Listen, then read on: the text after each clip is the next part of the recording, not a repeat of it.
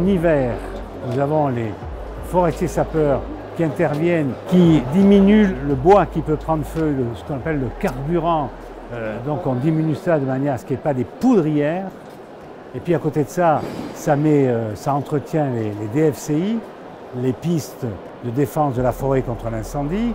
Et puis l'été, à partir du 15 juin, vous avez des patrouilles qui font qu'on peut intervenir dès qu'on voit une fumée, on peut intervenir dans les moins de 5 minutes.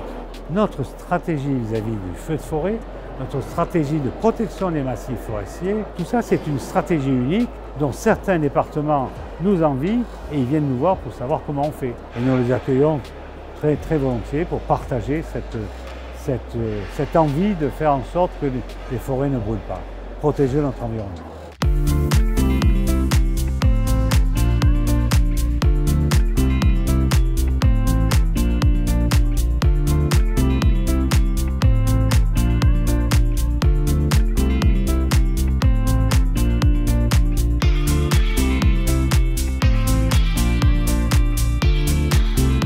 Preuve d'une expérience indéniable.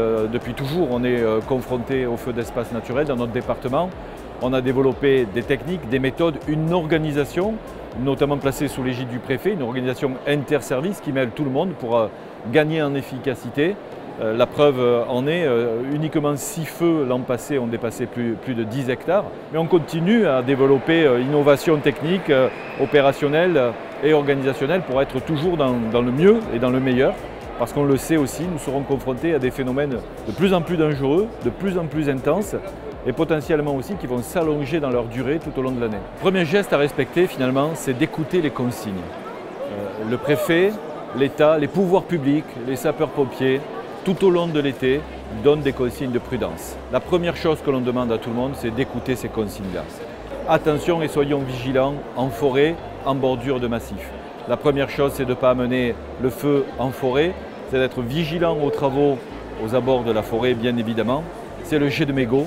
Le mégot est une arme de destruction massive au bord de nos routes et de nos autoroutes. En tout état de cause, écoutez les messages, respectez les consignes qui vous seront données tout l'été, que vous soyez bucco-rhodanien ou que vous veniez dans notre département, par exemple pour les vacances ou pour les JO.